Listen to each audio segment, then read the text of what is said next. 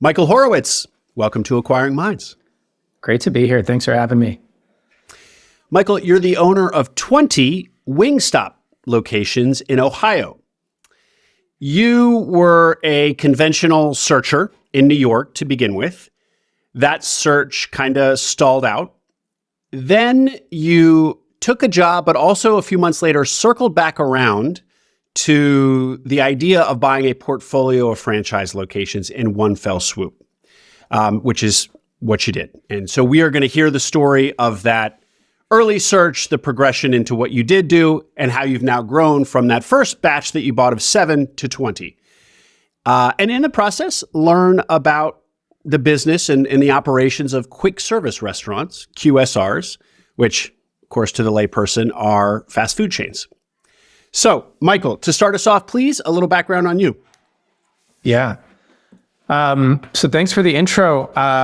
Background-wise, I started getting interested in search a couple years out of undergrad. I began my career in venture capital. I did a lot of cold calling and sourcing for venture capital investments, but learned about search somewhere along the way and started to think, wait a minute, I just talked to a business that has no business model, no revenue, some users, and is going to get valued at tens and tens of millions of dollars. You're telling me for that same pool of capital, I could go buy several businesses worth and millions of dollars of cash flow? That seems like a much better bet. So I went to grad school, got an MBA, focused on doing that, and launched a search out of the MBA program in 2015. That search was not a funded search, but I was looking for a larger business to buy that looks more like what a traditional funded searcher would probably have targeted. But I really wanted to buy that business around New York where I wanted to live. So with that geographic constraint, searching for 18 months was pretty challenging. You couldn't really develop an industry thesis and flesh it out fully because once you added the geographic constraint on top of all of the other things you were looking for, there were just not too many businesses to look at in any particular area.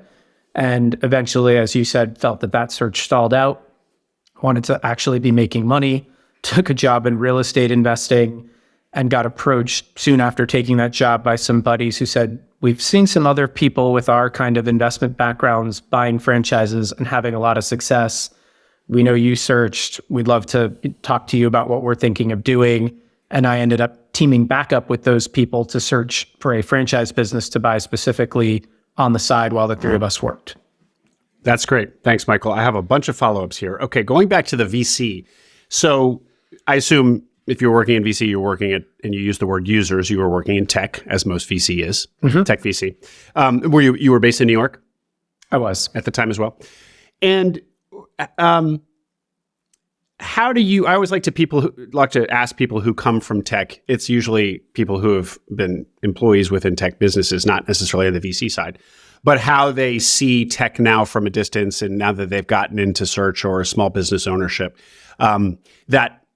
That kind of insight that you had, like, hold on a second, the economics are terrible in VC and yet it's flush with cash, and over here in small business, less cash, but great economics. Comment now on that insight. Stronger, weaker, same? So I sort of felt this would have been 2010 to 2013, that even over that 3-year period, as a completely green, unsophisticated investor, that things were getting progressively crazier every year in terms of valuations. And even that early on sort of felt that it had shifted from an investing role to a selling and chasing momentum role because there was so much capital looking to invest in these companies. It was still a really fun job. I mean, you're meeting incredibly smart, talented people. You're learning about all sorts of new markets and products and niches. But it was much more, hey, the price is going to be the price. Can we even get them to take our money at this price? And that was a lot less appealing than studying a business on the merits and figuring out if that price actually made sense.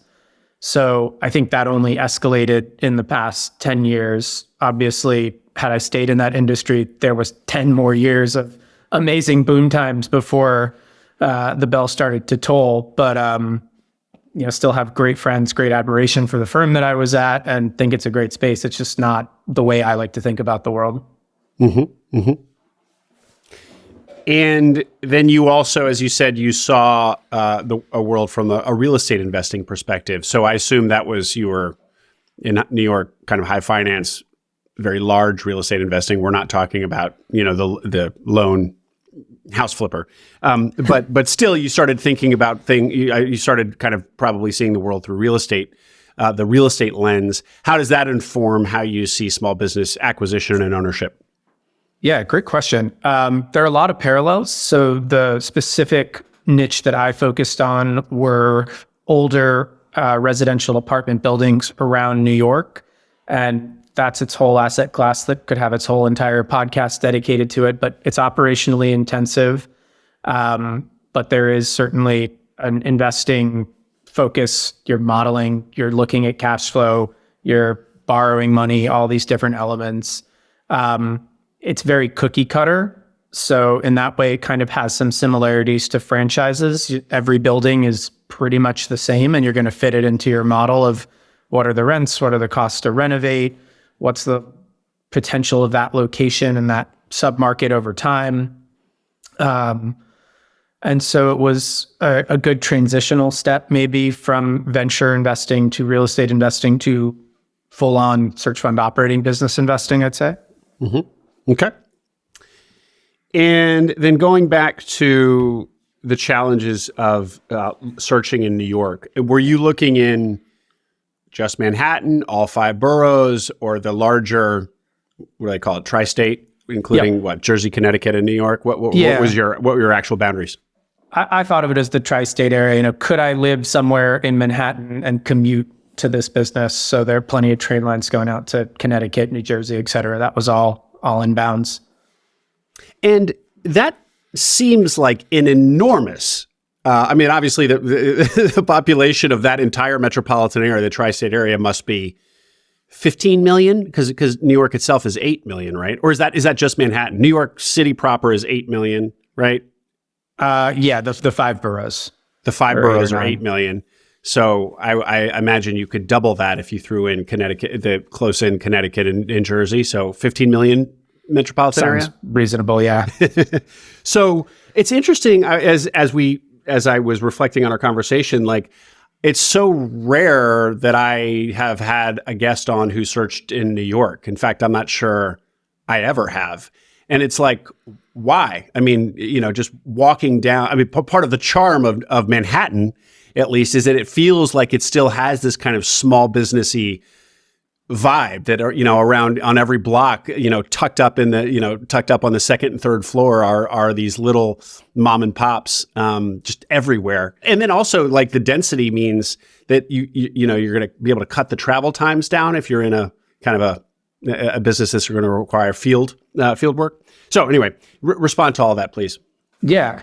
So I think most people would tell you that the ideal way to do a search is develop a thesis around some industry that you think has attractive characteristics, become really smart in that industry, and that'll have 2 effects. The first is that you'll develop an expertise in evaluating businesses in that industry. You'll know what good margins are or bad margins. You'll know what different industry dynamics are going on and ask sellers more sophisticated questions.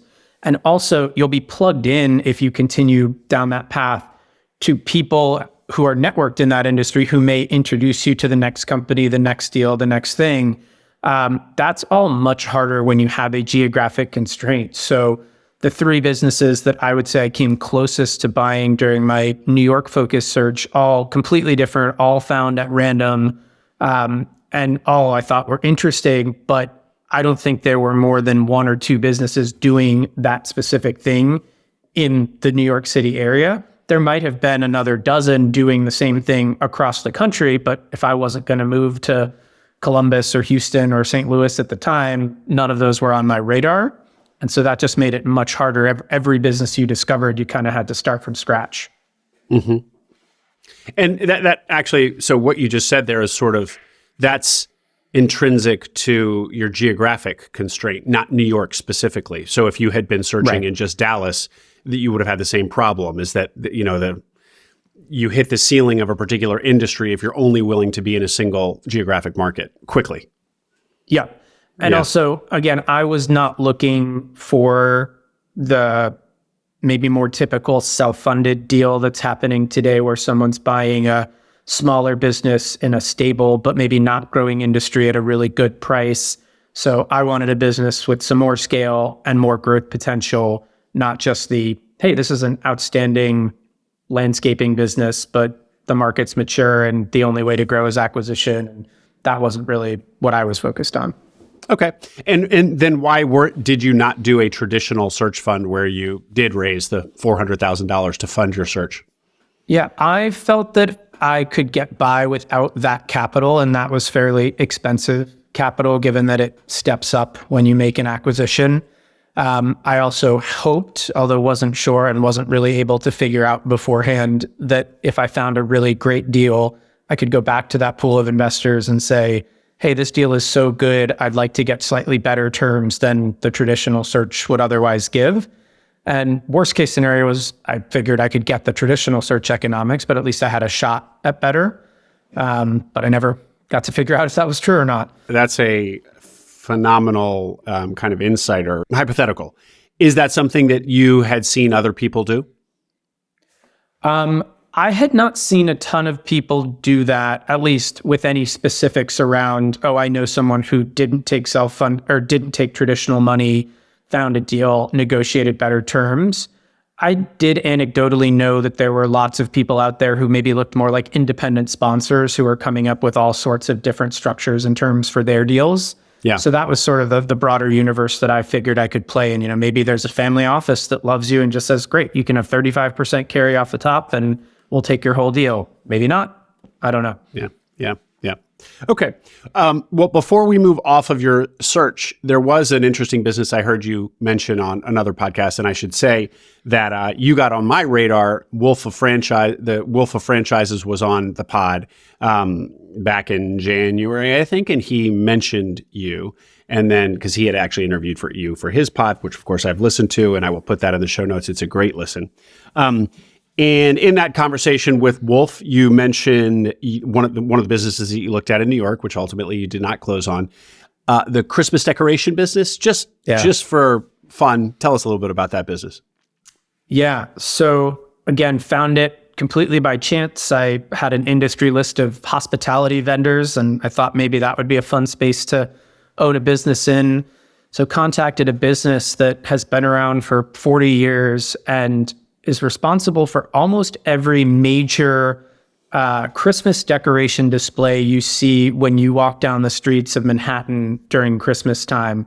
So these aren't store window displays at retailers, but these are lobby installations at office buildings. These are huge exterior projects on Fifth Avenue retail buildings. Some of the marquee things that they're known for is Cartier wraps their entire 6-story mansion in a giant red bow. Saks Fifth Avenue has a light show on the entire facade of their historic building that plays music and has a whole scape across it. Rockefeller Center, they don't do the Christmas tree there, but has all sorts of stuff going on through their pedestrian plaza. And it turns out it's one company that's sort of built the reputation for doing this over many decades. And it was just a great business. You think about, well, wait, they sell everything one day a year. Isn't that the definition of a cyclical, terrible business? And my answer is, well, A, Christmas comes every year. There's no weather. There's nothing else that's going to affect that. B, when you looked at the historic performance of this business, it was really durable even through tough economic times. And I think the couple reasons for that are on the retail side. Retailers make a huge chunk of their annual sales during the holiday season. And so the investments they make to drive those sales are some of the most important ones they make.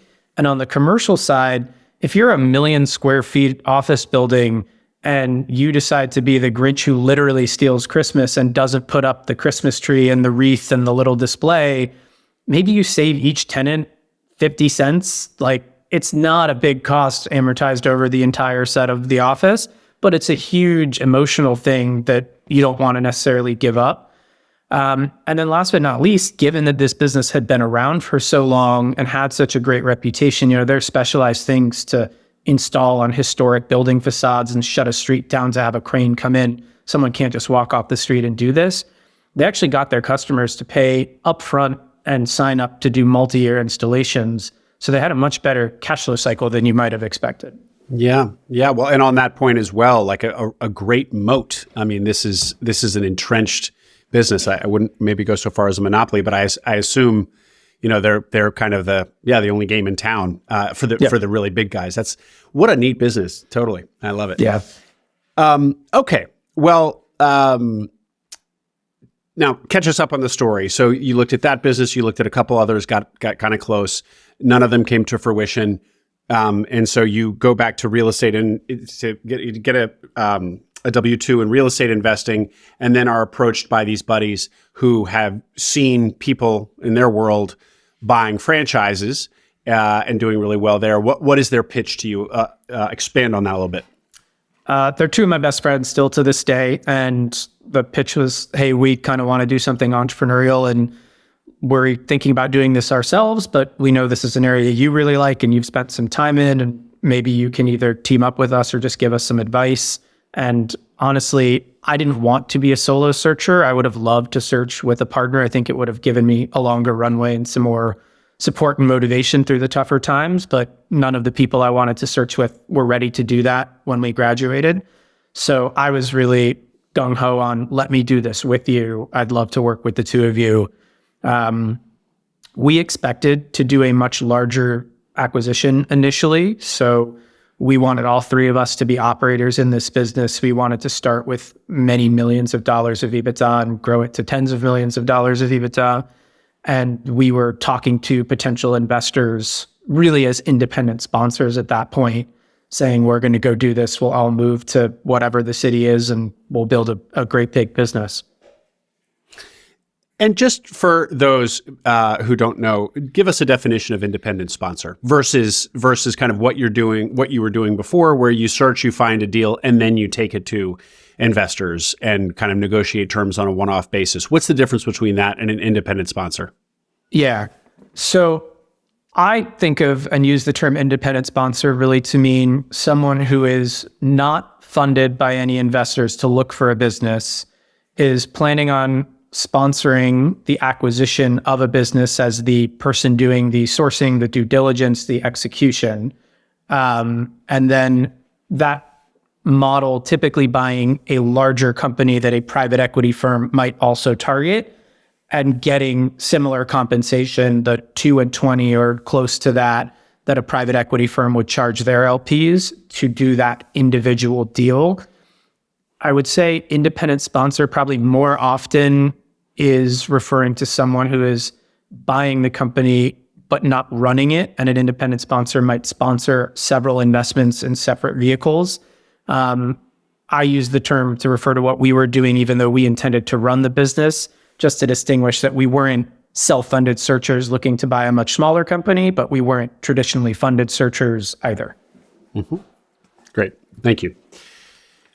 Okay.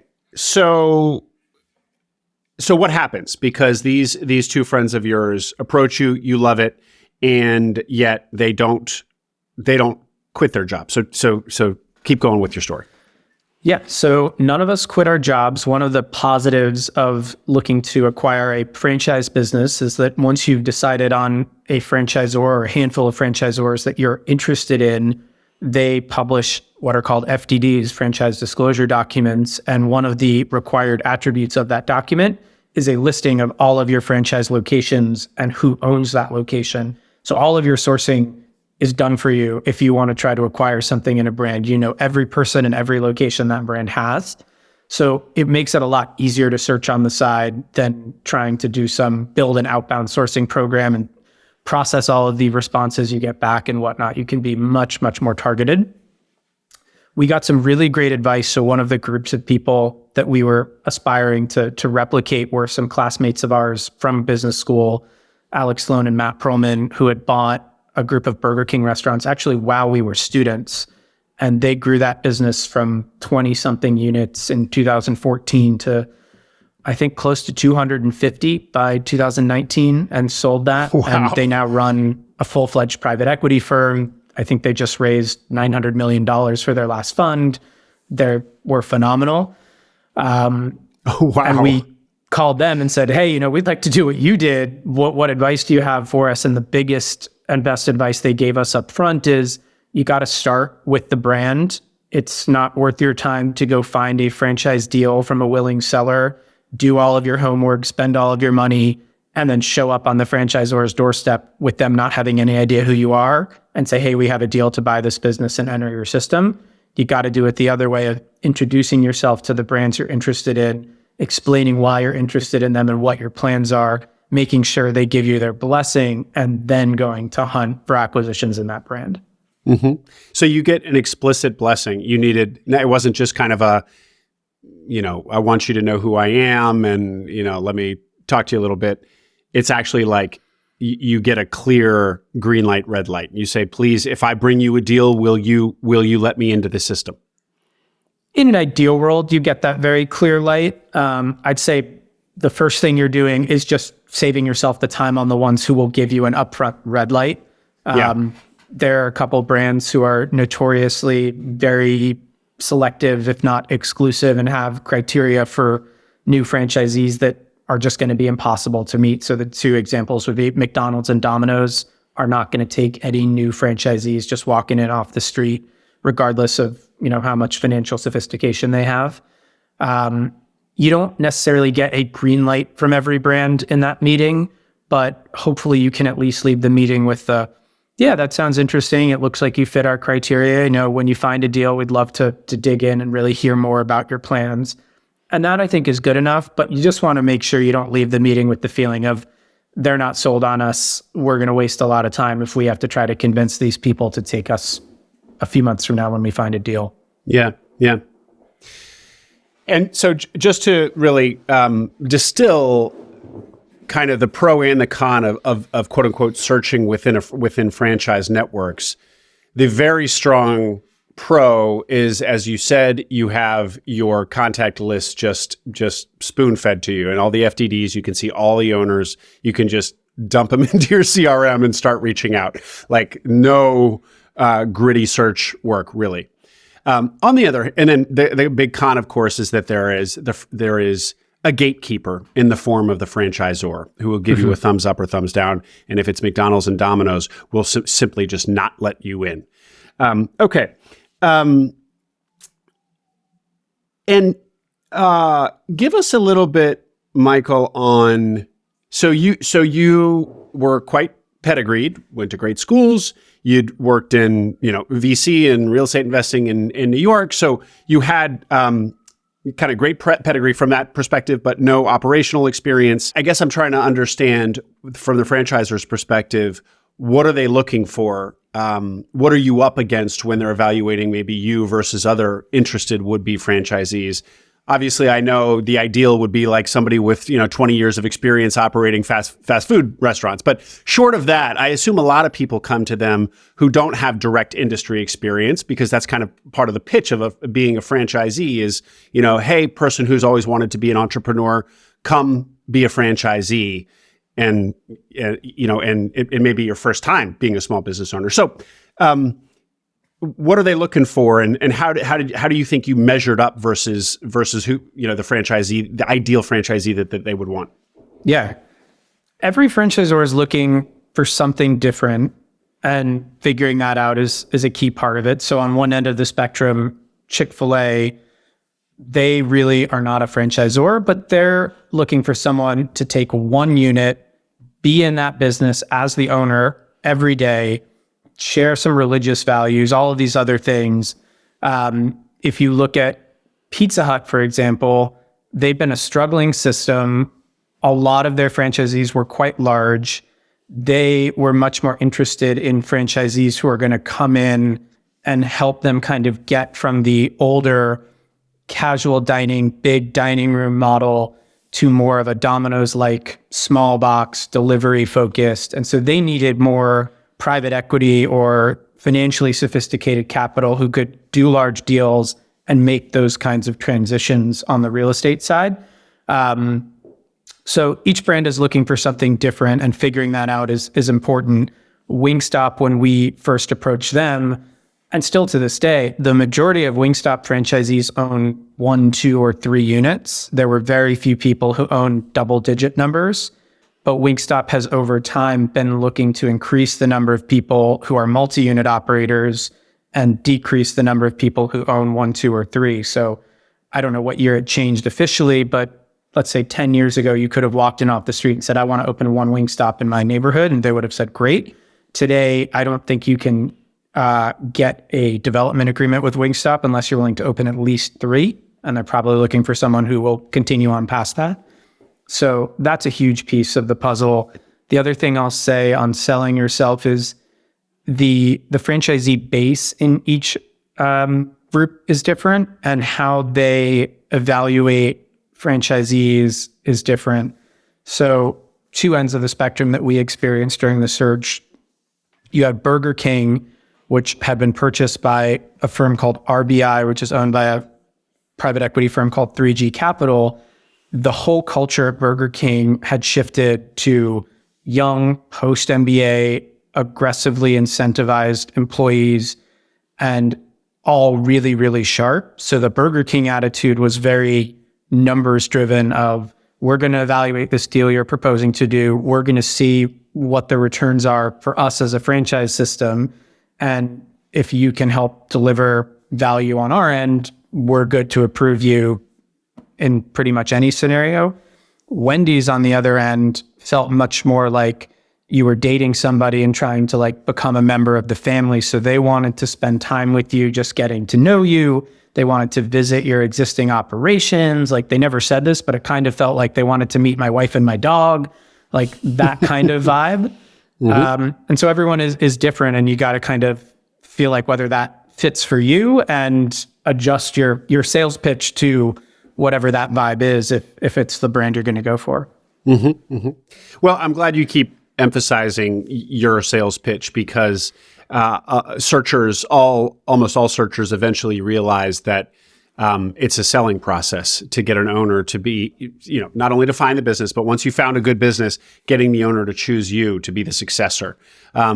And that's even more explicit in this world of franchising, because the franchisor, as we keep saying, is kind of a gatekeeper who's going to give you the thumbs up or thumb down. So it's very clearly a sales process from the beginning. So anybody who might be entertaining this path, got to get good at selling themselves.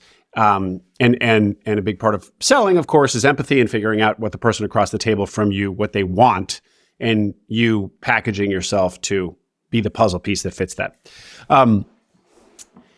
Let's back up just a little bit, Michael, because we didn't. So why QSRs and not any of the other myriad franchise concepts that are out there? Yeah. We started the conversation around, we want to buy and start with a decently scaled business that we can grow to much larger scale. And so that necessitated entering a franchise system that already had a lot of scale. So we really didn't look at any brands that didn't already have 500 plus units across the country. And that pretty much quickly pushes you into QSR. There aren't a ton of other super scaled franchisors at that level in other industries. There are some. And second was the trends to us of QSR were really attractive. So there's been a multi-decade trend of gradually dining out, taking share from dining in. So that was providing a tailwind on sales growth in restaurants. And you also had a bunch of potential levers that were continuing to accelerate that. And, delivery, third-party delivery from like DoorDash and Uber was still a very new thing. Online ordering was picking up a lot. So there were some more trends we thought would accelerate that.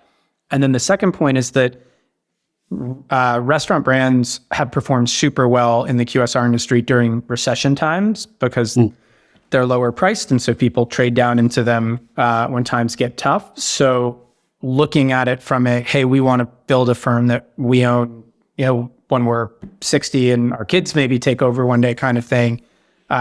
Having a business that we knew was going to be durable for a really long time was very important.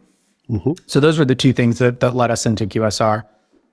You had said that across all these industries where franchises play, that it's very, very few industries where a franchise might have 500 units or more, but there are a couple of others outside fast food. What are those others? I'm not remembering off the top of my head. We didn't really dig into those so much. I'd say the other ones, I don't know unit counts, but that we kind of considered for time periods were some of the auto chains. So Midas, Meineke, those kinds of places. And then some of the fitness concepts, I don't think they're 500 Planet Fitnesses, but Planet Fitnesses are also much larger volume boxes than a QSR is. Orange Theory was a decently scaled one, things like that. Okay. We'll just do some of this stuff quickly because you did cover it with Wolf. As I said, I'll link to that interview as well. But getting in front of these brands. So you guys basically, had this pretty tight criteria. QSRs, only the best, mature, lots of units.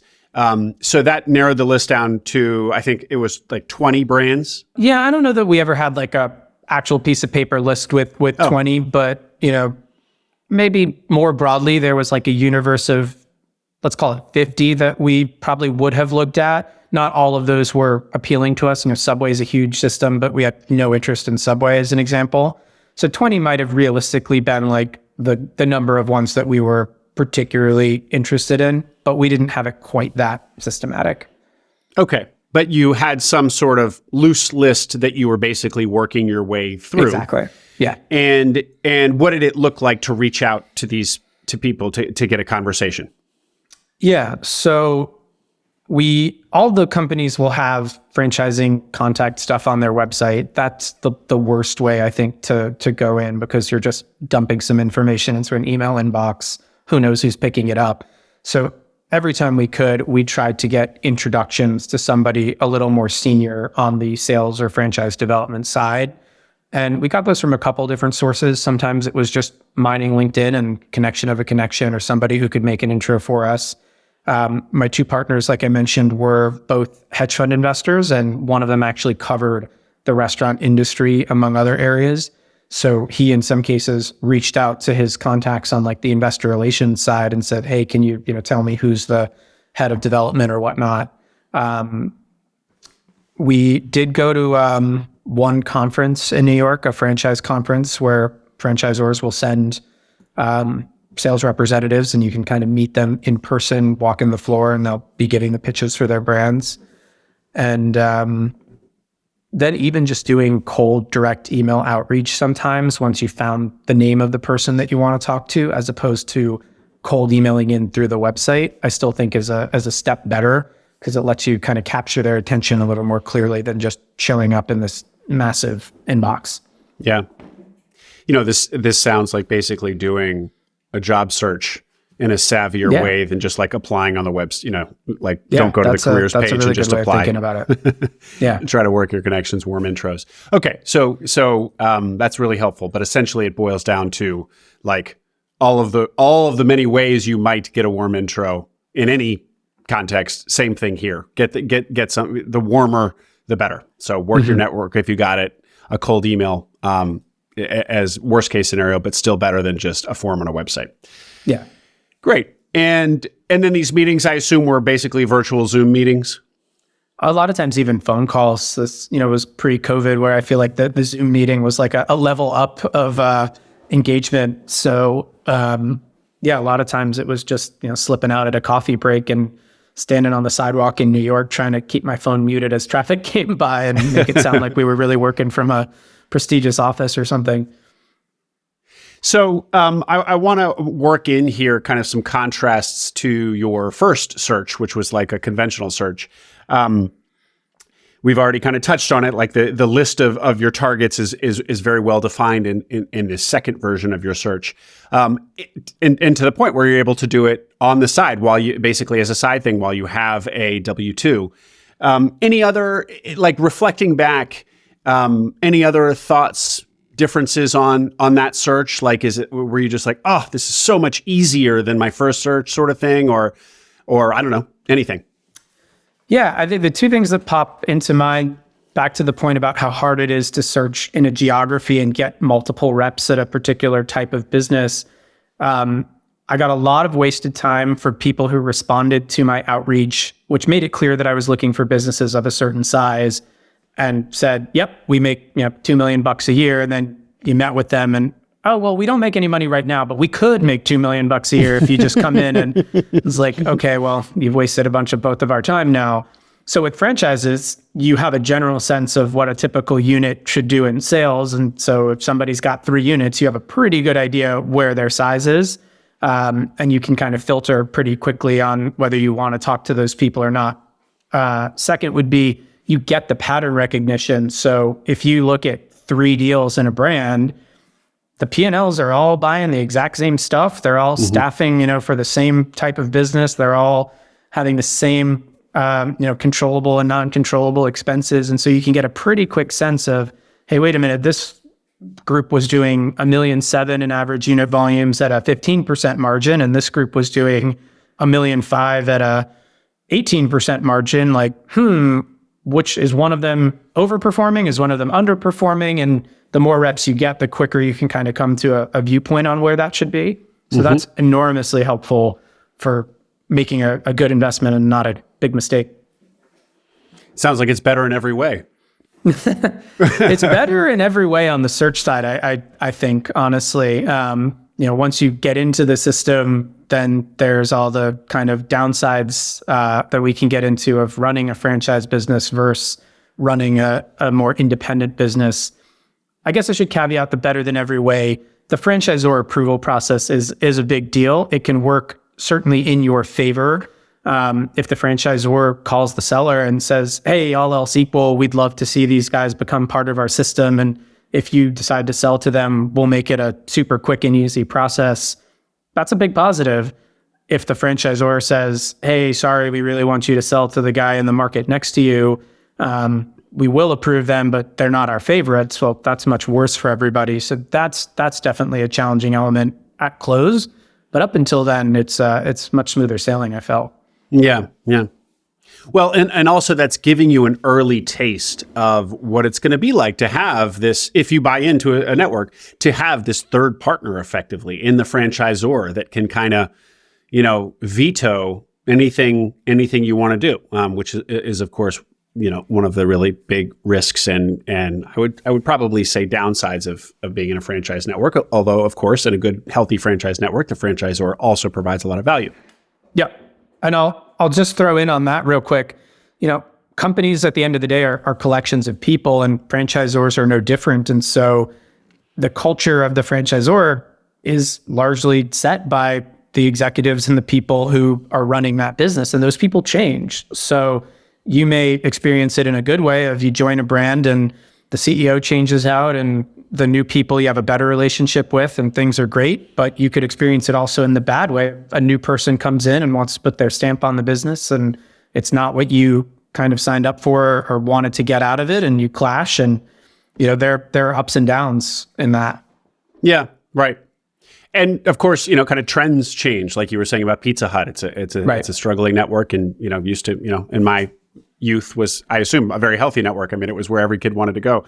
Although you could say that about any business. Trends change, and your business is going to be caught up in that no matter what. I'm reminded of James Temple, who acquired and I think started a few mathnasiums in the mathnasium network here in Virginia and in Maryland. And as we talked last fall, that mathnasium, the franchisor had somewhat recently been acquired by a PE firm. And so franchisor is now going to have all new people at the top. And he was optimistic, but it represented risk and change. And, who knew what that meant. Absolutely. Great point.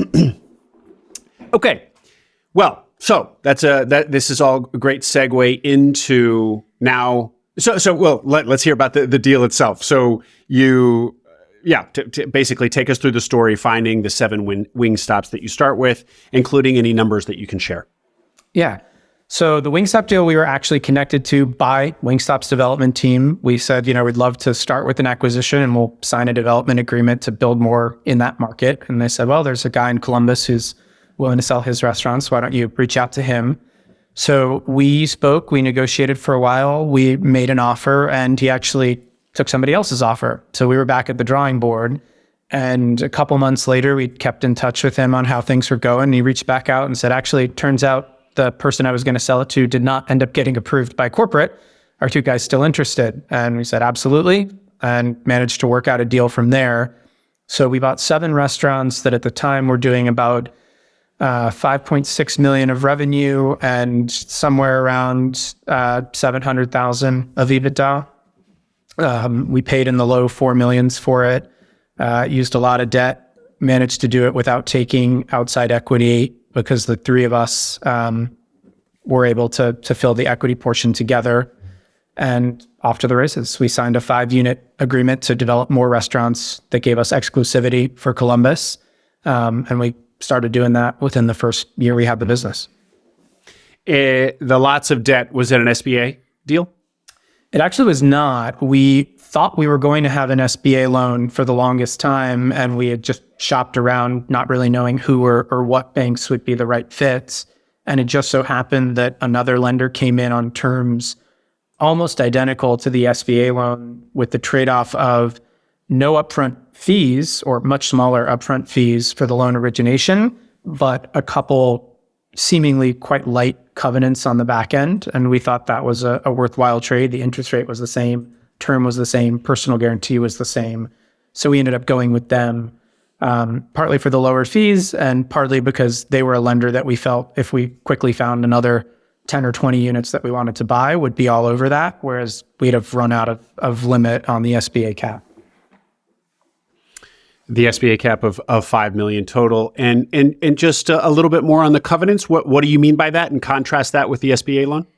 Yeah, so SBA loans don't have any covenants as far as your financial performance of the business. The loan that we took out had 2 covenants. The first is a debt service coverage, so just measuring, hey, each year you have to pay X amount of money on your loans. The business needs to be making X times 1.2, 1.15, 1.25, whatever the numbers are.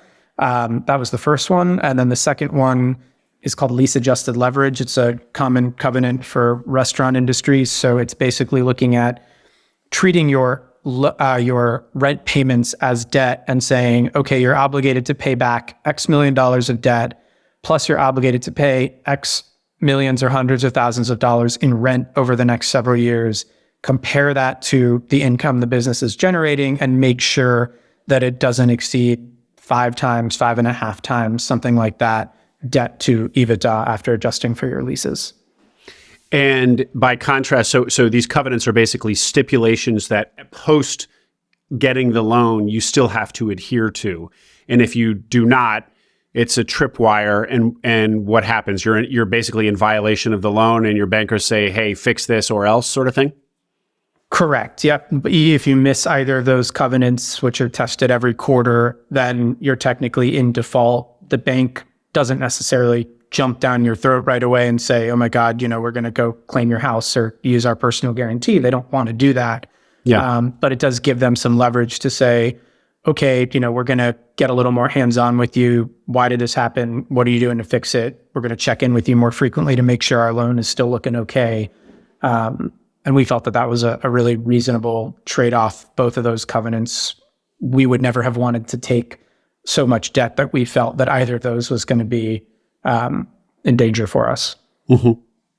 And again, contrasting to the SBA loans. So SBA loans don't have covenants. So for the listeners who are probably do know what debt service coverage ratio is, all of that talk in SBA land is just about the business, like when you buy it, and kind of historically, and it needs, that needs to be maintained when you get the loan.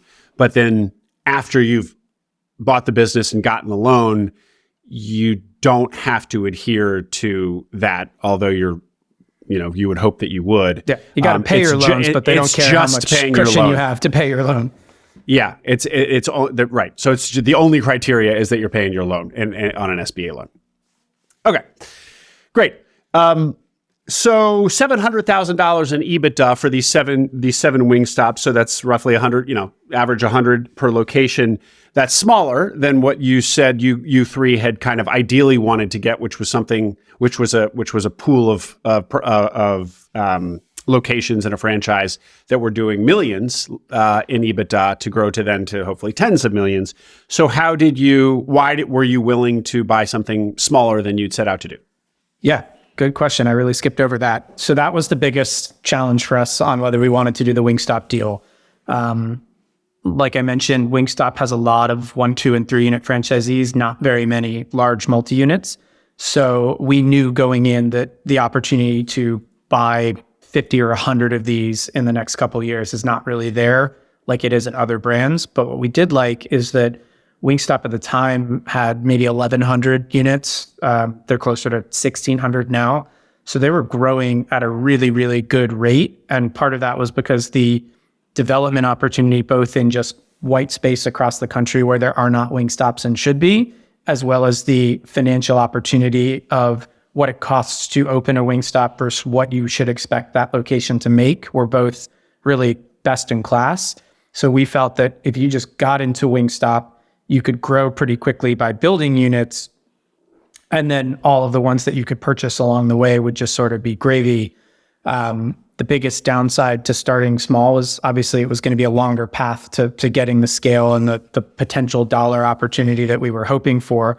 But it also meant that all 3 of us were not going to quit and run this business. We bought it with a single area manager who kind of oversaw the day-to-day operations in the restaurants. He worked with the managers on schedules. He helped do repairs. He helped train people. Didn't do any of the sort of office administrative stuff of scheduling vendors, paying bills, running payroll, checking bank statements, etc. But all of that work for 7 restaurants does not require 3 MBA hedge fund guys. It doesn't really even require 1 once you know what you're doing. So all 3 of us actually sat down and basically said, look, who's going to go run this? Which one of the 3 of us is it that's going to go out to Columbus and be the CEO of this thing? And each of us made a proposal to the other 2. Hey, if I do it, I want a guaranteed salary of X. I want to charge carry to you on the money until you come and do this, or whatever it may be. And for better or worse, I thought of myself as the low bidder in that I didn't ask for much in terms of financial compensation, but I asked that if my 2 buddies did not quit their jobs in 2 years and come join me in the business full time, I had the right to buy their shares back and I could truly own this thing myself. And we all agreed with that because we really hoped that in 2 years I would grow it really fast and my 2 buddies would get to a point where they were ready to quit and come do it no matter what the amount we could pay them was. And that's kind of what we went in expecting. That's not how it turned out. They ended up staying at their jobs and I did buy them out. But yeah, that was a tricky part of the equation, whether we wanted to start so small and not have that big company with the 3 of us running it together. But the opportunity in Wingstop outweighed it. Yeah. Really interesting. And can I ask what you proposed that you would make? I basically said I want to sweep all of the excess cash. So if the business is, generating $300,000 a year after debt service, I get that. But I'll also take the risk that if the business, isn't working out the way we expected and makes 20K, I get 20. Mm-hmm. But wait, wouldn't you be incentivized to have the business underperform by taking as a dividend all of the profit rather than reinvesting, and then have the business not grow so you can buy them out at a cheap rate and then kickstart growth at one day after 2 years? Yeah, we negotiated an insanely and unnecessarily complex operating agreement to address all of these potential conflicts that could come up. In retrospect, it was probably far, far too much that we specified all of these corner. If Michael opens a restaurant and it does X, but Michael didn't do Y, blah, blah, blah. I think you need contracts. They're super important. But at the end of the day, you shouldn't go into business with someone where you feel the need to document all of that stuff so granularly and you don't just trust them to do the right thing. And we all trusted each other. We did the contract anyway because we were newbies and being silly. But that's kind of how I ended up viewing it. Either you trust me to do this or you don't. And either I trust you to do it or I don't. Yeah.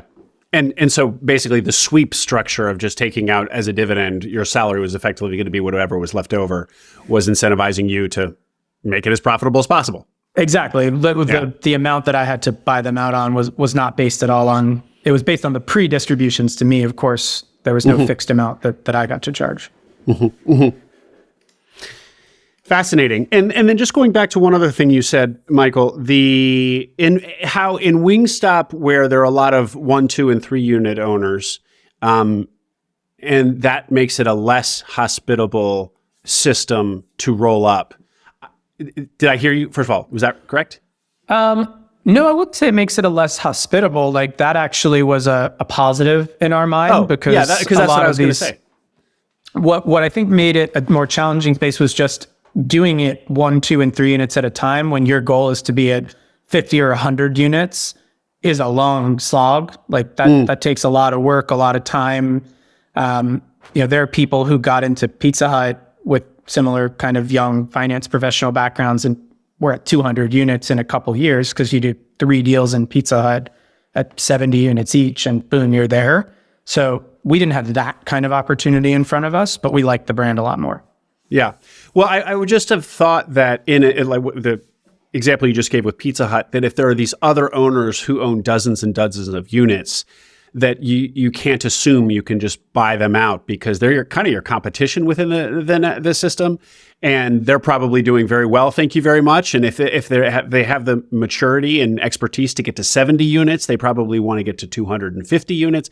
So I don't know. It feels like the more fragmented, actually very similar to independent small business land. Like the more fragmented, the better. Yeah. Maybe yes, but also a lot of these QSR brands have been around for a long time. And so the franchisees who have gotten to 50 plus units have probably been in it for a really long time. And so a lot of those people are, getting into their 50s, 60s, 70s. Their kids don't want to run that business. And so it's the same, baby boomer generation selling trend. Maybe in the last 10 years or even 5 years, there's been a lot more private equity capital behind the platforms that have grown really big and they still want to grow. But at the time, there wasn't quite as much of that. And we specifically thought within Wingstop, when you looked at the largest franchisees, there was only one that had private equity backing. All of the others were just individual entrepreneurs who had been doing it for however long they'd been doing it. And while some of them were absolutely still growing by acquisition, an individual entrepreneur in the restaurant industry, by and large, is not going and raising outside capital to take down deals. They're waiting until they build up a certain amount of cash and deploy that into their next acquisition, wait a few years, buy some more. They're not opportunistically responding to, oh my God, this unit's for sale. Let me figure out where I can raise $10 million to buy it. Mm-hmm, mm-hmm. Great. Just to the point about the franchisor and them being a gatekeeper and also putting certain requirements on you. So you had said that they would let you in, but I guess you had to agree. One of the stipulations was that you would also develop 5 units. Seems like that didn't bother you at all. In fact, that was kind of going to be part of your playbook anyway. But still, it does introduce risk because you have now agreed to do this, to build out 5 locations. And oh, by the way, like you are somebody who came at this from ETA. So like starting a business from scratch, even though it's a franchise and there's a system and so on, is something that you kind of had decided you kind of didn't want to do, at least a few years ago. So care to comment on that? Yeah. 2 thoughts. So signing a development agreement to open more units is kind of table stakes to make an acquisition and enter a brand. If you show up on the door of a franchisor and say, hey, I want to buy these 20 units, but I'm not interested in building anymore, they're kind of going to look at you and say, what does that do for us? Why would we want you in the system if you're not interested in helping to grow it? We'd rather see these get acquired by somebody who thinks that there's opportunity to build another 20. So if you are to the idea of selling yourself to the franchisor, if you're not showing up on their doorstep saying, hey, we want to grow both by new unit builds and acquisition, your odds of them being interested in working with you plummet. So fortunately with Wingstop, we thought the development opportunity was best in class and we were truly excited to sign that agreement and build more units. There were other brands where we would have been willing, if not excited, to build more units, but some of them were asking for way more units to be built than we felt were reasonable. And that was a really good signal to us of, hey, they're not as balanced on the what's in it for us, what's in it for them equation. They're too far to the side of we just care what's in it for us. And if you don't make money on these, it's your problem. So that was a good signal to stay away from a brand that said, hey, we want you to buy 25 units and build 45 more, which one brand did. So as far as the idea of like opening a franchise as starting a new business, I really didn't look at it that way because our development territory was the broader Columbus area where the existing restaurants were.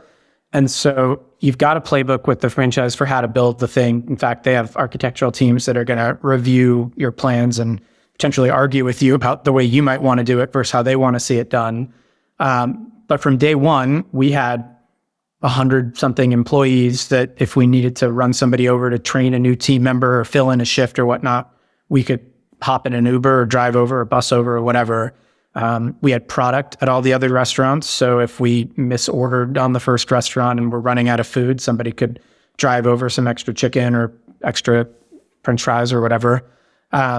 And we had a whole infrastructure of vendors. So we knew who we wanted to hire to deliver our bar towels and our mops. We knew who we were going to use to do our repairs and maintenance. We knew who was going to do our grease recycling, all these different things. So it was a really plug and play. Within 2 weeks of opening, you forget that it's your new restaurant and it's just another one of your existing ones. Mm-hmm. That's really valuable to understand. Yeah. Okay. Well, Michael, I want to get into what it has been like to operate these businesses, but we haven't finished the story. So can we do an accelerated, you buy the 7 and then you're now at 20, take us up to 20. And then of course, tell us what happened with your then partners. Yeah. So had that 5-unit development agreement. I opened 2 restaurants within the first 14 months after we bought the 7. Those went well. We were working on development for our next 2 locations. You have a couple months of lead time to find the lease, sign the lease, get the permits approved, get the construction done. So in the 2-year mark came up May 2020. So COVID has been raging for 2 months now. The restaurant industry is in chaos. And I call my partners and say, hey, do you want to quit your hedge fund jobs and come work with me in the restaurant industry? Understandably, they say, thanks, but no thanks. So bought them out.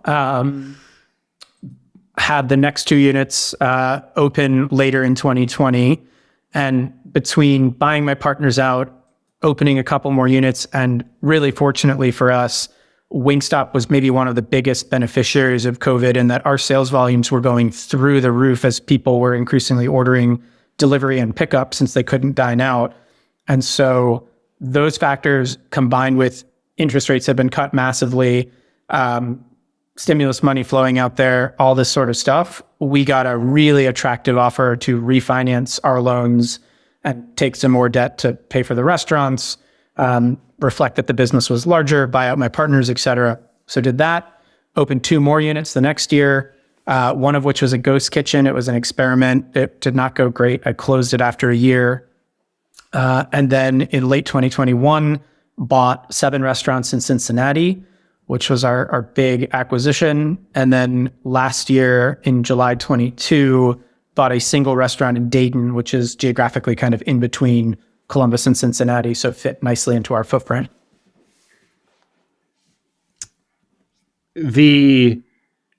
So I was laughing about your then partners not wanting to jump in during the peak of COVID, but was it not? But then you proceeded to say how you were. It was a very COVID friendly business. You were thriving. Did they not see that? They were still kind of risk averse about the whole COVID question. I think they saw it, but it was still, even though the sales were crazy, it was still a tremendously stressful and scary time. I mean, we were trying to adjust our operations to socially distance. We had health inspectors threatening to close us because people were standing too close to each other on the cooking line. Yeah. We closed restaurants fairly aggressively to stop the spread of COVID. If somebody tested positive, sent everybody home for a week, and restaurants making no money. So there was a lot of stuff going on that was frightening at the same time. Yeah, for sure. Yeah, right. Of course. Now we look and have the hindsight of retrospect. It's like, oh, the classic, this was a classic COVID bump business, but it wasn't clear that the COVID bump would be a thing yet in May 2020. So Ghost Kitchen, just a little bit on that, because that sounds like an experiment, and tying it into like the franchise and how like what the franchisor will allow or not allow. This seems like way off of the outside of the parameters of what a franchisor would allow. So tell us that. Yeah, so Ghost Kitchen is basically a restaurant that doesn't have a storefront where someone can walk up and order from it. So it works really well for a brand like Wingstop, where the majority of your customers are placing their order online anyway, either on wingstop.com or through a delivery app. So a facility had opened up in Columbus. They were going to have 50 little kitchens for all sorts of different brands. The kitchen would just receive an order on the computer. They'd make it. They'd set it outside. Somebody would come grab it, bring it up to a central hub, and a delivery driver or a customer, but in this case, almost all delivery drivers would swing by this warehouse kind of in the middle of industrial Columbus, pick up the food and deliver it. So it was interesting because almost all the construction work was done already. Each little kitchen facility had a sink, had a hood, had electric hookups. So you just had to roll in your equipment and bring in your food and start cooking. So it's considered a non-traditional restaurant, which means my development agreement didn't explicitly give me the rights to experiment with something like this, but Wingstop, as a delivery-heavy brand, was very interested in seeing how this model would work. Gave me a call and said, hey, there's a place open in Columbus. If you wanted to open one of your restaurants as one of these models, we'd be interested in having you do that. And the general 60-second on the experience was that it works really well for delivery-focused brands. The sales were decent, and I think could have improved. The operations were insanely difficult because the kitchen was super small, and we just didn't have enough space to operate effectively. And the amount that the Ghost Kitchen was charging us for that space was really disproportionately high. So my feeling was, for the amount of money, just the total dollar opportunity of what we could make at a slightly lower volume but lower cost location with a really high rent was just not worth it. And we should just open a traditional location because it's not that much more money. It's much easier to operate in. And so we closed it. We rolled all our equipment back out, and we weren't out very much money at all. And given that experience and your one-time experience as a VC or a VC analyst, what would you say? How do you feel about ghost kitchens as a category? Bullish, bearish? I'm fairly bearish on it from an operator perspective, in that I don't know what the profit margins this business was making on our rent were, but if they weren't astronomical, then I wouldn't be very excited, because I think those rents were just not sustainable. And what I would assume most people would do is similar to me. You open in that space for a very low upfront investment. You find out if that general area has enough demand to support a restaurant. And if it does, you just go and open your own restaurant in that area at a much lower cost. And you've already kind of de-risked it by finding out what the demand is like. If you could run a ghost kitchen operation and charge a much more reasonable rent and still have a profitable business, then it's great, because it does make it pretty easy to get open and get started. But I'm not sure what the numbers look like on their end. Mm-hmm. Great, thank you. And Michael, we haven't really touched on your move from NYC to Ohio. So you guys had agreed, one of the three of you was going to go do it. You did it, but just talk to me a little bit about that. Did you completely uproot yourself from New York, or were you back and forth, or what? Yeah, I got rid of my apartment in New York. I moved out to Ohio. I ended up the first week there meeting my now wife, which was great. So that solved all of my social problems fairly quickly of moving to a city where you didn't know anyone. So we lived there for a while. And then when COVID hit and we quarantined for longer than we expected to, down with my folks in Florida, we expected to be there for 2 weeks and stayed a lot longer than that. I realized, hey, I've built an infrastructure with this company that can actually manage the business on the ground without me having to be in the stores every day. Maybe this frees me up now to spend a little bit more time going back and forth. My wife's family is from New Jersey, so a lot of friends in the New York area as well. And that freed us up to start taking some trips back to New York over the last couple of years for longer periods. So are you kind of back and forth now? Mm-hmm. Great. Okay. So let's talk about just operationally these businesses. You said that first 7, you came with a manager, not somebody doing back office administrative stuff, but somebody, the really hard operational stuff, the in the field operational stuff. But just an open-ended question. What would you tell people who about the operations of a business like this, both at the 7-unit size and now at your 20-unit size?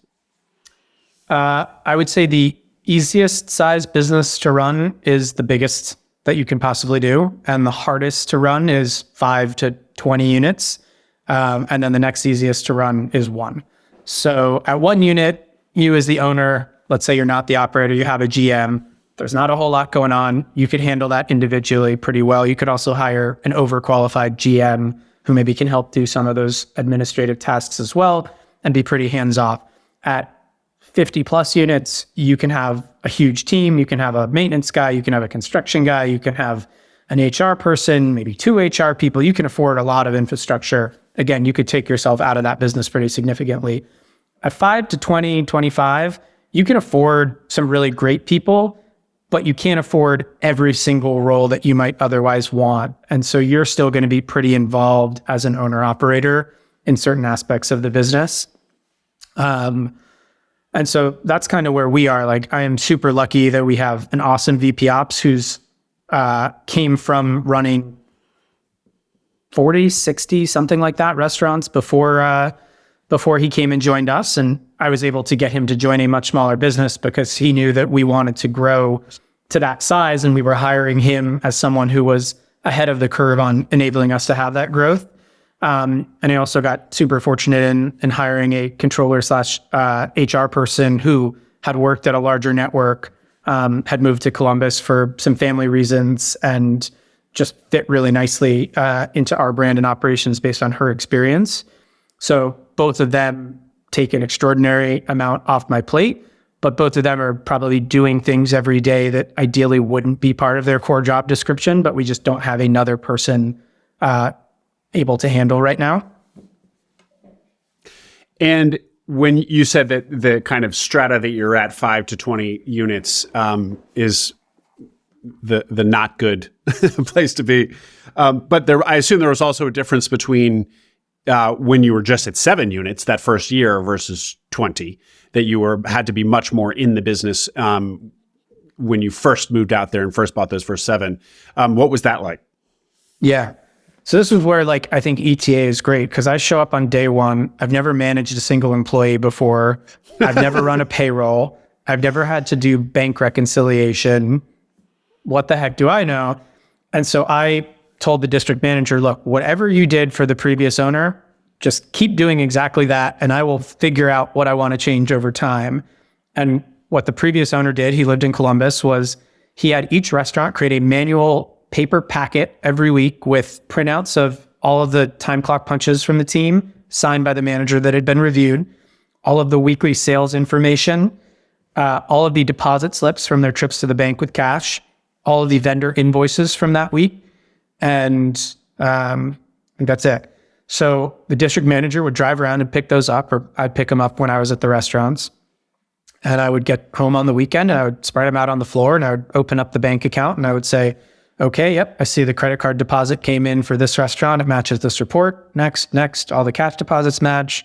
Yep, this vendor invoice is approved. And I would just go through them for a couple hours. That process didn't really scale or work at 7 restaurants. It definitely didn't work as we expanded.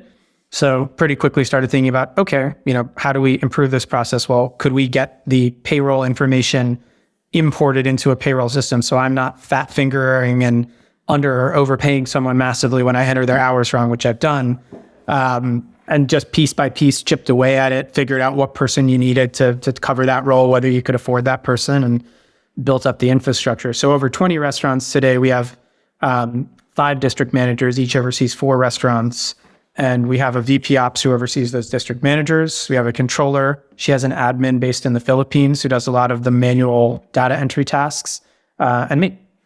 Mm-hmm. And so that sounds pretty great, Michael. And it sounds like it was stress tested during COVID and has been even more stress tested subsequently with you back and forth from New York. So is it pretty great, or do you want to disabuse me that life is easy and you're sitting pretty? It's both. The team that I've got is awesome and is able to do all of the day-to-day, week-to-week stuff without me. So I got married last year. I went on a honeymoon for a little over 2 weeks, and I called the team the second I landed. We went to Asia, said, how's everything going? And they said, Michael, don't call us for 2 weeks. We've got this. Don't worry. And it was really stressful to do and listen to, but I said, okay. And I didn't talk to them for 2.5 weeks and got home and everything was cruising. It was awesome. So, that piece is great. That said, I own this business. I don't do anything else at the moment, although I'm trying to do some other search ETA investing activity right now. But I have a lot of money tied up in this business and I want it to do really well. So when I am not on a honeymoon, I'm calling and I'm following up on data and I'm negotiating with vendors and I'm doing whatever I can to support the people in the field. I'm visiting the restaurants. I'm sending back notes on what I've seen, all this other stuff. And I'd say the most frustrating aspect is that the labor market in restaurants is enormously challenging, and it's been enormously challenging for a long time, but much worse since COVID.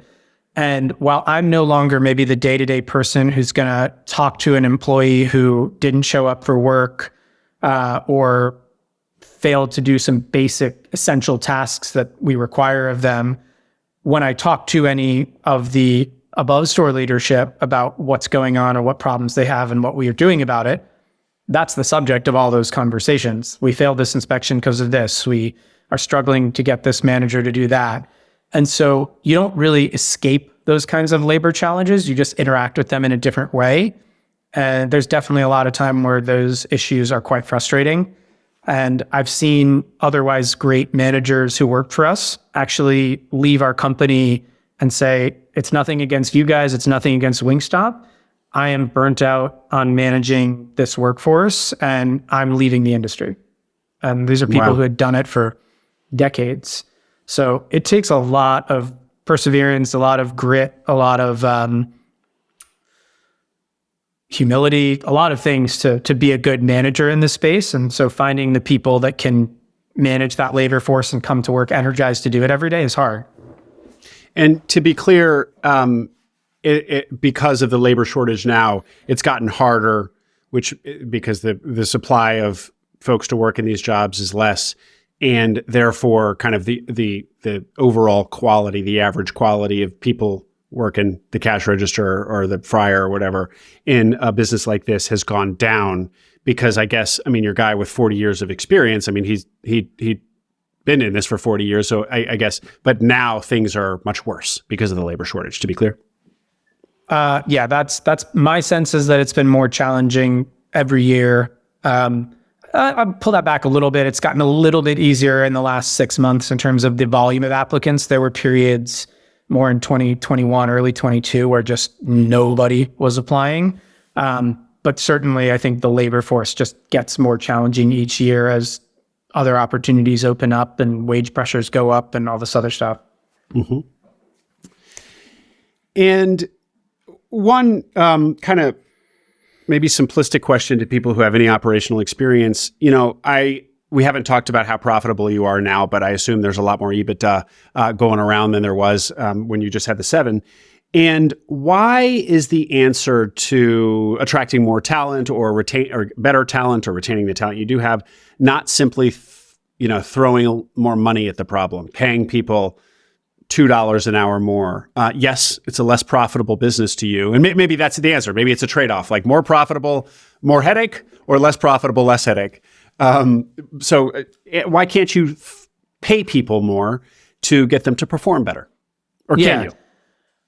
There's certainly an element of that, but I think an underappreciated aspect is the amount that you may need to pay somebody more is not maybe commensurate with what you think it takes to attract the people. And maybe to put an example around it, there's a lot of warehouse jobs in Columbus, and we'll lose employees to those jobs because oftentimes they pay significantly more than we do.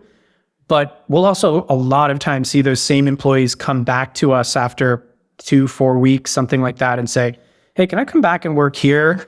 Because warehouse jobs are really freaking hard. You're doing manual labor. A lot of the warehouses are very, think of Amazon, like performance tracking on every individual and how productive they are. And frankly, in a restaurant industry, like it is a hard job in a lot of ways, but you might have an easier time than working in a warehouse in most restaurant concepts. And so there are some people for whom I'd rather make $14 an hour at a restaurant than $18.50 an hour in a warehouse just because I don't like the work. But I think there are also a lot of people who don't want to work in a restaurant environment at even a much higher wage because they don't like the work. Two other examples, we fortunately get most of our orders through digital channels, but we still get a decent chunk of orders over the phone. And millennials, who our restaurant workforce tends to be younger, don't like talking on the phone. And one of the things I found out is they don't like taking orders on the phone either. And we have a lot of issues with employees who forget or turn the phone on mute or figure out other ways to not pick up phone calls and not take orders. And so there's some aspects of like people just don't want to do certain parts of what it means to work in a restaurant. They'd rather do something else. And so unless you're willing to pay them dramatically more, it's just an industry that's off their list. Yeah. Oh, that sounds really difficult. And have you learned, now that you're an experienced operator, I realize kind of at this point, certainly one step removed from all of that, but have you learned anything about how to motivate people who don't want to be there or would rather be somewhere else? Or is there no silver bullet? I mean, there's no silver bullet, but is there, have you learned anything? Have you gotten better at it? Yeah, I think a lot of times, again, it's not about money. It's about other aspects of the job. So, hey, can we help this job fit your personal life? You have childcare obligations. You have a church thing that's meaningful to you on Sundays, whatever it might be. And can we help craft a schedule that lets you fulfill that part of your life? Maybe it's that, a lot of people in restaurants are used to not being treated very well. And so if we can do little things to just say, hey, this restaurant had a great month, like we're going to send pizza over or throw a donut party in the morning, let people know that they're appreciated. One of the best parts of the job for me is I'll have a manager call me and say, this new employee has been just doing amazing. And they stepped up and covered this shift and worked a double when somebody was going to go home because they felt ownership of the restaurant and didn't want to see the doors have to close early. And you can show up and say, hey, here's a handwritten thank you note and a gift card for a nice dinner. Like, thank you for doing that. It meant a lot to us. Like, those moments are great. And the more you can find opportunities to identify and reward that stuff, the better. And then also growth opportunities. So if you get somebody who comes in at whatever level they come in, but is ambitious and wants to grow and develop in their career, you've got to figure that out right away and make sure you're presenting them with those opportunities as quickly as you can. Because if they don't feel like they're getting them with your company, they're going to go look somewhere else to get it. And I've seen instances where, we'll get an employee and they're good. And after 2 or 3 weeks, they're saying, hey, like, I want to be an assistant manager now. And you've got to figure out how to balance between, hold on, 3 weeks of being a great cashier or cook does not set you up to be a great assistant manager. But we want to recognize that you've been doing what we've asked you and you've shown that potential.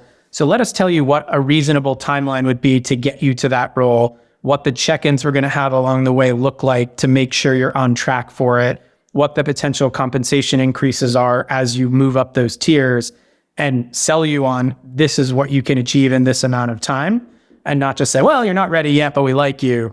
Stay in that job for a while. They're gone. They're not staying under that situation. Michael, here's the question. Would you do that all over again? Like, do you like this path as an acquisition entrepreneur?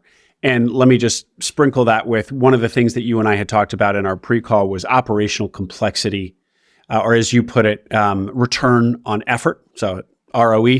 Yeah. These are heavy, heavy, heavy human businesses. We just finished talking about all the challenges therein. So reflect back now on the fact that this was the opportunity that you took. Yeah. So the answer is 100%. I'd do it again. The inertia to get out of your W-2 seat or get out of your search and actually close the deal, buy the business and start running it is really hard to get or get past. And, just once you start doing it, things start to happen. Acquisition opportunities come in front of you, expansion opportunities, industry connections, all this other stuff. And so there's a lot of value. I mean, don't do a terrible deal, but waiting for perfect is not necessarily the best way to go. And on the return on effort idea, yes, if I could have started with 20 Wingstops and spent the last 5 years growing into 50, I would have much preferred to do that. But, in retrospect, like, this got me into the kind of seat that I wanted to have. It was a great financial investment from then to now. And, I couldn't ask for more reasonably. And on the return on effort point, I think that's when we were talking about some other franchise concepts that I'd considered. And, I look at it as there was another franchise brand that I liked a lot that I found out after Wingstop, but thought maybe I could get into this brand as a franchisee as well. And maybe this is the way one of my two partners could come work with us, because he'll work on this new brand. But it was a much smaller brand with no opportunities for existing acquisitions. And so when we looked at it, we thought, hey, over 5 years, maybe we could build 5 to 10 of these credibly. Where would we be in 5 years on that? Well, 5 to 10 of them, we'd be somewhere between probably $1 million and $2 million of EBITDA across the system. And look, there's nothing wrong. It's pretty damn amazing to build a $1 or $2 million EBITDA business in 5 years. But when you're also comparing it against, we think we could buy a $2 million EBITDA business and grow it to 5 or 10, like, that return on effort of how hard you're going to work to get from 0 to 1 versus 1 to 5 is a meaningful calculation. And for me, that was the overwhelming reason not to pursue that brand, is the amount of growth I could get in Wingstop or in another bigger brand for starting in that brand from scratch felt like a better return on effort. And just what about fast food as an industry, quick service restaurants as an industry, versus some of the other industries that you looked at? There will be a lot of searchers listening to this who are right in the middle of their search. What would you tell them about, directly about being in the quick service restaurant industry and whether or not they should consider it? Yeah. So I would say restaurants are on the higher effort side of operating for sure. There are just a lot of different things that you got to do, and you got to do it with a tough labor force. Most franchises are employing people at that lower wage end of the workforce, and that inherently comes with its own challenges of people not showing up on time and people not acting in the professional way you might expect or hope them to with customers or vendors or what have you. Restaurants are great as far as the stuff we talked about before, the historical trends, the financial opportunity, the scale you can have, all these other things.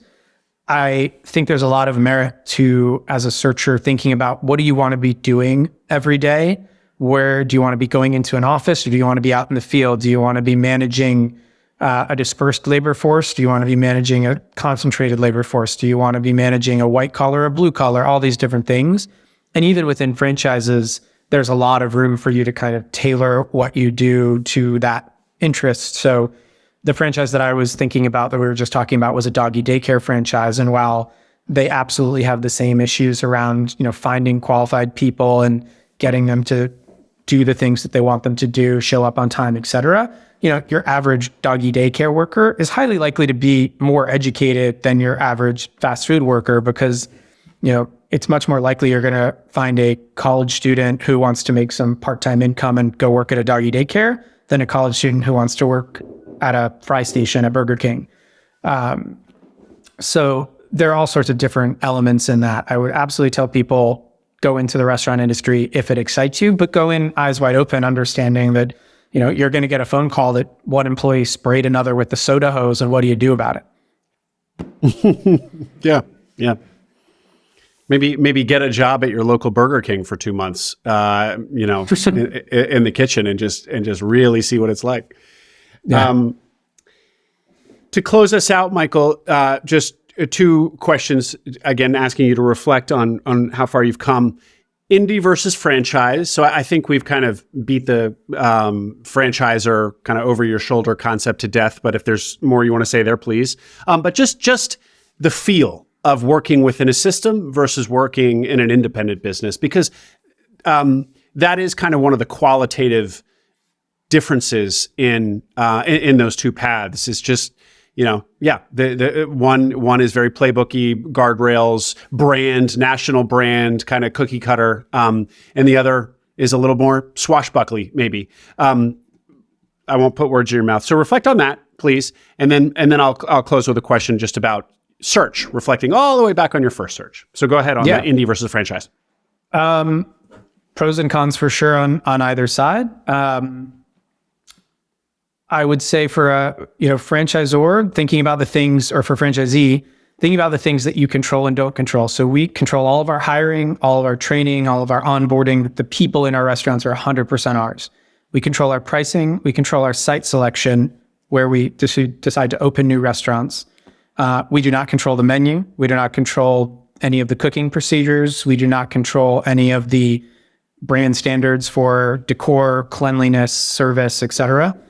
And so there are times where you disagree and want to do things another way and can't. It could be as granular as the brand tells you you've got to use tongs to transfer this product from one vessel to another, and we think it's better to use tissue paper like you would at a bakery, and you say, hey, this is the process we want to do. We think it works better. And they say, tough, we're telling you how to do it our way. And you got to do that. So that stuff can be grating, but it also takes a lot of stress and headaches out of your head. I don't have to worry about if the prices on one of my supplies goes up, do I go find a new supplier and do I negotiate that kind of? Wingstop's got it all handled. I just get a product, I pay the price, and I don't have to worry about it. And I know that there's a team of people who are out there sourcing and negotiating the best deal that they can. So it takes a lot of stress off your hands. So I would say maybe the biggest question is there are some areas where you can't be creative in franchises, but it takes a lot of things off your plate. And so if you really want to focus on how do you scale systems and processes, franchises can be great because that's the majority of what you do. Attract people, fit them into your systems and processes, and try to scale. If you want to tinker with menus and tinker with different service things and run little experiments and do all this kind of A/B testing, not at all for you. You can't do any of that, really. Mm-hmm. That was great. And then lastly, Michael, looking back at, you were doing a conventional search, looking at independent small businesses back in New York, and then went this path. How do you feel about search overall these days, and the path you started down and then ultimately didn't do? How do you reflect back on that now that you've gone down this other path, really far down this other path? Still super bullish and excited about entrepreneurship through acquisition and search, and think that all the different forms of it that have cropped up are great and help make it more accessible and better for people, because not everybody wants to buy and run a $3 million EBITDA business and try to get it to 5 or 8 or 10. Some people really want to run the $700,000 landscaper in their hometown and make hundreds of thousands of dollars a year and have a great lifestyle. And all of those things are valid, awesome, and can be super financially rewarding. I'm actually trying to spend more of my time investing in ETA stuff as a way of getting a little bit more variety in my day-to-day life. So I get really energized talking to searchers and learning about the new businesses they discover and what they think they can do with them and all these other things. And my life for 5 years has been the exact same process, just across more and more and more restaurants. So I find all the different things people are doing in search really fun, and think it's still super early innings for it as an asset class for investors and for operators. Beautiful. Well, perfect segue to ask you how you prefer to be reached out to. LinkedIn, Twitter? Both are great. LinkedIn, Michael Horowitz, Twitter at MA Horowitz, HOROWITZ. Okay. So if somebody's got a deal, they should feel free to reach out to you. Absolutely. Okay. Michael, thank you very much for sharing this story. What a successful one and an interesting one. Love talking to somebody who looked at search, still loves it, didn't go that path, and now has kind of the benefit of seeing really deep into a different path and understanding search from a different new perspective. So thank you very much for coming on. People are going to love this episode. I'll put all your contact information in the show notes, and we'll have to check in with you in 2024 and see where things are at then. Sounds great. Thanks so much for having me. Your podcast is awesome. You've had such cool and different people coming on doing all sorts of things. So keep doing what you're doing because it's really an awesome contribution to the community. Appreciate that, Michael. All right. Thank you, sir. Take care. I hope you enjoyed that interview. Make sure you subscribe to the Acquiring Minds channel below. We are now publishing twice a week, so tons of new interviews and stories to come. Stories that will help you along your own path to acquiring a business.